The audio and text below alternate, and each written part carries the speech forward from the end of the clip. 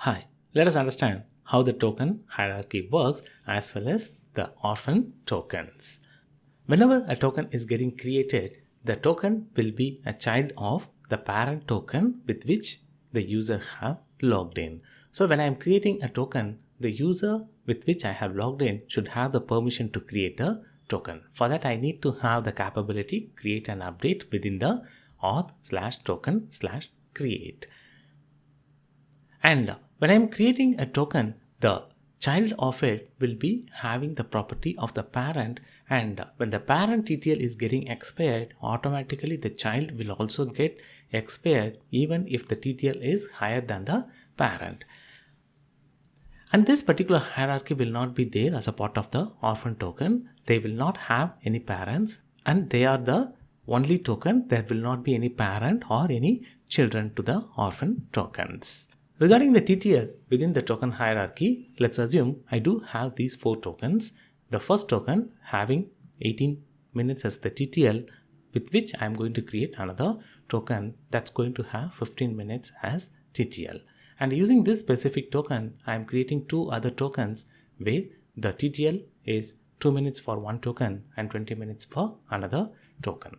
So what happens after 2 minutes, this particular token will get expired, and after that, in 15th minute, this particular token will get expired, and so the child of it, even if it is having 20 minutes, it will still get expired. And the parent token, since it is having the TTL is 18 minutes, at 18th minute, this particular token will also get expired.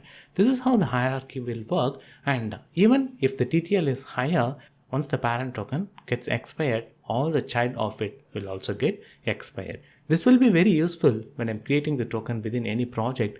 So the project will be having a parent token, and all the tokens going to get used within the project for different teams or different systems will be created using the project token. So what happens if the project is getting stopped, or if the access to the entire project team and the systems needs to be revoked? All I need to do is revoke the permission for the project token, so that all the child token automatically it will get disabled even if it is having higher TTL. Let's understand this using a demo. First, I'm going to create a policy example token create.html. Here I will be adding the capability create and update for the path auth/token/create. Now let me write this particular policy using the command vault policy write. Now I'm going to write this policy using the command vault policy write and name of the policy and the HCL file available within the system. Yes, the policy is written. Now using this particular policy, I am going to create a token. This token will have a TTL of 2 minutes. The token is created. Now I am going to log into the system using this specific token. Yes, I have logged into the system using that token. Now let me create another token with TTL of 15 minutes. So another token that got created with the 15 minutes as the TTL. Now I'm going to log in to the system with this child token having TTL as 15 minutes.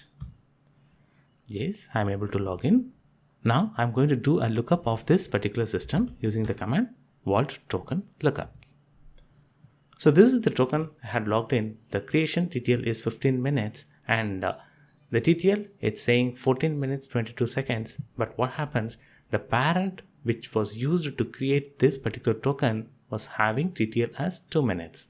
So let's wait for 2 minutes and check what happens to this particular token. Now I'm getting the message permission denied, because within 2 minutes the parent it got expired, and so the child of it will also get expired. The reason because the child going to inherit the property of TTL from the parent. So this is a quick demo on how the token hierarchy is going to work. Now the same way, let's understand how to create an orphan token. It's very simple. All we need to do is, while creating the token, I need to provide the flag -orphan. Let me log in as a root so that it will have permission to create the tokens. Now let me create a token by passing the argument -orphan. Yes, the orphan token is created, and it will not have any parent. In case if I wanted to create the orphan token with a defined TTL, I can provide the option -TTL as X number of minutes or seconds. In this case, I have provided the duration as 2 minutes.